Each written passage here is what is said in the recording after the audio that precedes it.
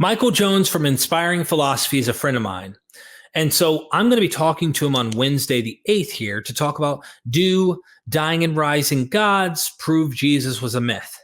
Now, if that's the question, no, it doesn't necessarily equate the same. And he talks about an equivocation fallacy. He lobbed it at mythicists as well as skeptics. However, I just don't think this spaghetti sticks to the wall. Let me tell you why. Number one, I think there is a special pleading that takes place here on Jesus and no other figures. We love to point out Jesus actually has these portents of his birth. Jesus actually rises from the dead. Jesus actually ascends into heaven like Romulus, like other figures. However, those figures, they didn't actually do those things. Those aren't actually true. There's a lot in this video that I really appreciate. So if you haven't watched the Michael Jones video, I really would suggest you go down and watch it, because I'll probably do an exhaustive response showing you what I found interesting that I actually think's quite interesting. He brings up in the video, but this is just an off the cuff response to kind of give my 2 cents. I'm not a mythicist anymore. I think there was definitely a Jesus. I think that there's a lot of legend to Jesus's life.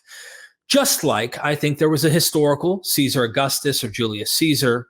And I think that there's a lot of legend that is built up around these historical people. So to say that you find common topos and tropes in these particular historical figures that are legendary or go back to mythical figures like Romulus, Osiris, Asclepius, Hercules, you name it, or even Dionysus in particular case with John, the Gospel of John, maybe even in Acts of the Apostles. It's hard to kick against the goads with Euripides Bacchae. But I'm like thinking, okay, hold on. Maybe there is some type of particular topos that is being used here. Doesn't mean that the historical events of some of these things didn't happen. When the rubber hits the road, I think is when you go, these things that we have no real world experience of happening in our own situations from day to day. This really happened with Jesus. But when we look at the other gods and other figures, that did not happen to them. They did not do those things. As Celsus says in one of his responses to one of the church fathers, that even people were saying Asclepius appeared to them at their day. Like people were saying, I have seen Asclepius. He has come and appeared to me. Did this really happen? Are Christians going to actually buy into this? How far are you willing to go to not have special pleading or even double standards when it comes to this claim?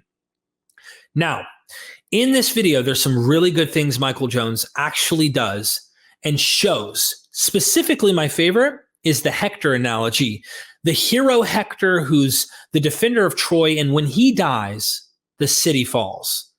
He compares this to Pompey and, of course, Jesus. And there are a lot of parallels. Are these historical events later literally historically what happened with the zero influence from Homer and the Odyssey, or with Hector, particularly in the Iliad? No. This is the point. Dennis MacDonald has been saying, and other academics who noticed that the author of Mark, who would have had to learn about Homer's Iliad and the Odyssey, in order to learn to write Greek in this time, you had to know these stories. And it wasn't just that you had to know these stories to learn to write. They were in the air. Let me paint the analogy to his example about Titan, a fictional ship that wrecks and sinks in the ocean, and the Titanic. This Titan fiction was written 14 years before the Titanic. There are a lot of things that compare that are very similar. However, we know ships are normal. It's not like you actually get all these other dying and rising or other ascension narratives that you buy as real life experiences that happened throughout the ancient world. You only do it with your figure, special pleading. But here's my point. Ships are made, they sell, they sink. When this prediction, as many people took it, happened, and they said, you have to be a clairvoyant. You have to be a prophet or something. How did you see into the future? Carl Jung coined it and said it's synchronicities, that unconscious or conscious, that these coincidences happen. They're not really coincidences. The point is, they asked him this, and what did he say? He said, I'm just good at what I know. What did he mean by that? So I did a little digging when Michael Jones made this, use that example. And what did I find out? The fictional author of this particular novel that is talking about the Titan, this ship, and man, there are some coincidences. I'm dead serious. It's quite interesting when you compare them. There are many differences as well that this author didn't get right about this comparison, right? It's not like he intentionally tried to write this. Here's the deal, though. His father was also someone who owned a ship, who sailed the Great Lakes, and eventually his whole upbringing, he's on a ship. He knows knots. He knows the size of boats. He understands how they work. And this shows within his fiction. He eventually sails and sees the broader oceans of the world, and then eventually becomes a jeweler, and he's into jewelry. He knew what he was talking about because these are real world examples. Now, in the Mediterranean, there are mythologies and legends of people or gods that become deified and have ascension narratives that do these particular miracles that may in particular die and come back to life in some way, or even die and then are brought back and go to heaven, right? This is a common trope. You find this with Osiris. You find this with Asclepius, who raises someone from the dead, and Zeus zaps him dead, and his father Apollo says, hey, no. So he made an exception and brought Apollo up to Mount Olympus, making him into a god. There are many examples that are mythical, like wholesale mythical, that we would all agree, I think me and Michael would agree, that didn't exist at all, like Asclepius, like Hercules, like Romulus, like Osiris, right? But then there are humans, real people, historical people, who are what appears to be using the topos of the mythology of Asclepius or of Dionysus or of Hercules or Romulus. And I want to use the Roman imperial cult as one of those, especially since he brought it up in the video. Caesar Augustus, who became the priest of Rome, this guy brought peace. He did all sorts of unbelievably good things for the empire. And I would go so far as to agree with Dennis MacDonald that the book of Acts is also a political propaganda for the Christian movement over against the Roman imperial Julio-Claudio line. This book is in response to the Aeneid, that is the propaganda of the Roman Empire. And the true Son of God is not the Julio-Claudio line. This is Jesus, who's the Son of God, according to this narrative of Acts. This is a kingdom, just like their kingdom, that is going to be an everlasting kingdom. It is literally in opposition. Here's my point. Julius Caesar, Caesar Augustus, many other figures that deify and go and have an ascension narrative, they literally are riffing off of the Romulus narrative. So when they're rewriting their stories or they're giving you portents or whatever, just read Alexander the Great, read Romulus, read these figures that were historical and how they were legendary, how they made them into legends and deified them with ascension narratives and the whole nine. Now, the question is, did Julius Caesar really ascend into heaven and become a god? Halley's Comet was evidence of that, according to Caesar Augustus. So they observed this portent in the sky, this evidence that he has become deified. And there is the evidence. He has become a god, Julius Caesar. Guess who's a son of Julius Caesar? Caesar Augustus. Okay. This is his evidence of saying, and guess who else will become a god? Me. This guy. So here is this Son of God who literally is going to have an everlasting kingdom and bring peace to the earth in competition with another Son of God who's going to bring a kingdom and peace on earth and all that. Jesus is literally a propaganda against the propaganda of the Roman imperial cult. And if you read it within the zeitgeist, sure, they're going to use legend. Of course, they're going to make him look better than Caesar Augustus. Of course, they're going to make him better than the other gods. That's the whole goal.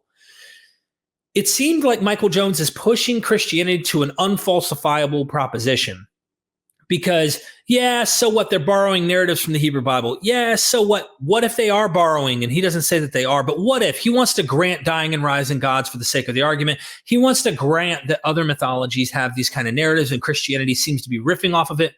Let's grant that for the sake of argument that that's the case. That still wouldn't prove that this one's a myth or this one's a legend. And that's his thinking.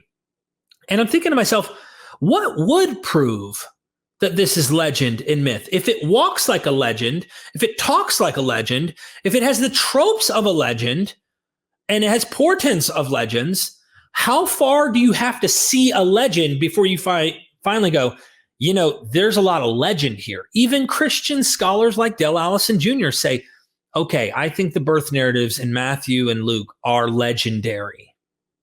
Does that mean there may not be some kernel of history there? No. The likeliness of trying to sift through that legend to discover history is unlikely. And if we're honest, we shouldn't be like, we know with absolute confidence what actually happened. These gospels, I'm trying to point out, they're filled with this kind of stuff. And in the end of the video, he wanted to do what I would call somewhat an equivocation fallacy. Jesus calmed the storm. Only God can calm the storm. Therefore, Jesus equals God. Interesting syllogism there, because most of the scholars I talk to say, no, Jesus was not God, Yahweh. He was not Yahweh.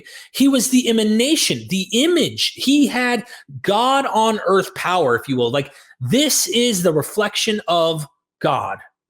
Not that he is God. Is that an equivocation fallacy? Because God can calm storms, Jesus calms storms, therefore Jesus is God? I would go a step further, right? The same storm calming location is called the Sea of Galilee. Porphyry critiques the Christians in saying, this was never called the Sea of Galilee till Christians came in with their gospels. Are the Christians, once again, in the topos of the Mediterranean legends and the seafaring people and the Greeks and the Romans, are they trying to riff into this bigger, larger mythos that's within the Mediterranean world? I would say yes. So I could go on and on and on. He brought up this moon, that there are legends that people would go to the moon. People have been making this up for millennia about the moon. There's something about the moon. Even Paul talks about the moon in 1 Corinthians 15 that I find significant. I don't want this to be too long, but there's a lot that I could say here. At the end of the day, if it walks like a duck, talks like a duck, quacks like a duck, and we're going to say, does it mean it's a duck? I don't think that that's being fair and honest with the material. His comparison to Homer, or really the Iliad, with Hector's death, there are a few things when he compared them that I didn't even see him mention that are worth mentioning.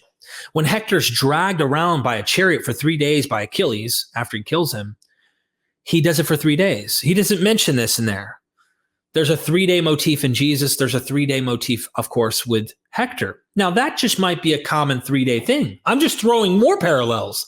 Now, I called Dennis McDonald and said, hey, Dennis, I'm wondering, is there anything in the death of Pompey that might signal that they are retelling or framing in the topos of Hector's death for the death of Pompey? And he says, I wouldn't put it past it. He doesn't know, but I wouldn't put it past it, because the greatest hero you would want in the history of your Mediterranean Greek world is Hector. He dies a heroic death. He's a mortal who faces it without fear and goes in and does what he does and dies like a man. This is how it's painted. Jesus seems to do the same thing, and so does this guy, Pompey. Am I saying Jesus didn't actually die? No. But when I asked Paula Fredrickson, Paula, what can we be confident, or at least have confidence in, that is historically reliable about Jesus? She said, we can be pretty confident that this guy almost certainly was killed, crucified, and most likely crucified by the Romans, right? Because Jews aren't crucifying people. Romans are. Well, what is she saying that we should do? Draw a line through the Gospels back to Paul. And if you find it in Paul, you have a good reason to think that there's likely an early enough attestation in Paul that suggests that this guy actually was killed. Okay. Nobody's denying that. Does that mean that he walked through walls and teleported and walked on water and rose the dead and rose from the dead himself, calmed the sea, ascended and floated up to heaven like Romulus? That's historical, but the others are not? Show me any world examples like the ship, where we know people build ships, we know people actually sell ships, sell on them and wreck, things like that happen. Real world examples, and then find that and analogize that. Give me real world examples of all these miraculous things about Jesus that you can show in other figures. That is this the only one that you can really give good evidence for? you might run to the Old Testament and go, oh, no, we grant that those stories are true too, but none of the other ones. Where does the genre of legend finally play its role? I mean, we could be rationalist and assume that real people are out here doing miracle workers like a third world country where people are out here tricking people and making people think their legs are extending and they're healing them and all of this stuff. Or we could say there's a trope of portents and miracles and such that somehow play a role into the narrative of Jesus. I mean, I can't prove to you that Jesus didn't do these things, but you damn sure cannot prove that he did. There's no way. When you see it walking, talking, looking, smelling, acting like a duck, and you have no other real world examples of ships or of legends about the moon, and then finally we go to the moon. Holy smokes. We actually have good reasons that don't require some unbelievable proposition and special pleading for those to actually have happened and occur. Coincidence? Yes. But this one's true. I find that ironic. I think that that's not being fair with the evidence, and it's pushing Christianity away from being unfalsifiable, because one could try to do that with any of the other myths as well. Thank you. I look forward to our conversation coming up soon. I'm a good friend of Michael Jones, and I like to think I am. I really do like Michael Jones. He reminds me of me in many ways. That's my perception, right? He reminds me of me when I was a Christian who wanted to try to shift his ideas and arguments for the truth. I mean, there are limitations, I do think, and I think that tribalism plays some significant role here. You can have David Falk, who does a video critiquing his Exodus thing, mocking and bullying in his response with the popcorn review of Michael Jones, which was just unnecessary. Jones removed the video to remake an Exodus video and actually took the criticisms from Falk to make his new Exodus video. The same thing can be said about his Genesis stuff, where he said he was once a young earth creationist. So was I. And he realized he was getting his ass whooped in all the debates. So was I. I played with old earth creationism. I started to look at other things like John Walton and other interpretations like covenant creation, which is a whole different thing. It's in the vein of Walton's work, but it's more preterist wise. So Full Preterist wrote a book called Covenant Creation, if you haven't checked it out. It takes things really far, and I'm not going to get into the weeds there, but he changed his ideas. Is this idea about Jesus too far for him? Sincere question. Is this particular sensitive subject about Christianity and Jesus, the heart of everything that you hold dear, too far? And the boundaries of the tribe of Christianity and the tribe of those who are skeptical, is there a limit on what he's willing to do on that? And I wonder if it is. I think I'm correct on this assessment. And I think that there's a boundary in which, if it's not coming from a brother of Christ in the Christian circles, and I'm psychoanalyzing here, I know, and I could be wrong. I'm admitting this. I'm telling you my honest opinion, that I am concerned that if I bring a criticism that I think is a valid point here, that it'd be amazing to see Jones head in the John Shelby Spong and other more open progressive ideas pertaining to this argument about Jesus, and grant that there's a lesson to be told in the narrative. David Friedrich Strauss, this joker. I mean, make it the myth. The myth is where the power, the story is where the power is, not the literal history that this really literally happened. I just opened the Aeneid. In fact, I opened the Aeneid, the Iliad, the Aeneid, and the Odyssey, and the Aeneid is a really good rewrite of Homer's Iliad and the Odyssey for the Romans, right, by Virgil. But in the Odyssey, book 10, you have we passages and stuff. When you read this literature, you go, man, is this historical? There's a lot of places and people and things mentioned. It almost sounds somewhat realistic. But in most cases, you would say, no, this is a narrative, and maybe framed out after geographic locations. Certain events may actually play a role, like the Trojan War may be playing a role. Highly legendary fictional narrative surrounding geographic and potentially actual events that have occurred throughout history, but they've heightened it into a narrative format. I think the same thing can be said about Jesus' Gospels and Acts. And I wouldn't be shocked if you're swimming in a world, boats, in his analogy with Titan and Titanic, you're swimming in a world with gods that have powers that ascend to heaven, literally have ascension narratives and such, that you're swimming in a world, and next thing you know, your guy's also doing the same thing. I think you need to prove your guy really did the things you claim and show other real world examples. And the only way I think that that would be a strengthened case is if you grant that the other narratives of the other gods and demigods, men, etc., are true or actually happened. Apart from that, I see no reason to buy that this really happened other than, well, people believed it happened. As if people didn't believe Asclepius appeared to them and healed them. As if people didn't believe that Dionysus really was this divine god who had brought the Maenads out into the wilderness into a frenzy. As if people didn't believe that Osiris really rose and literally resurrected from the dead. I mean, this is one of those things. It becomes unfalsifiable. I look forward to our discussion, Michael. I hope more people will go watch your channel. I really do appreciate the dialogues with you. And I hope that people are listening and considering what we're saying from both sides. I want to hear you out, and I know that you'll hear me out, and we could show that people in two different tribes can get along even if we disagree. Thank you.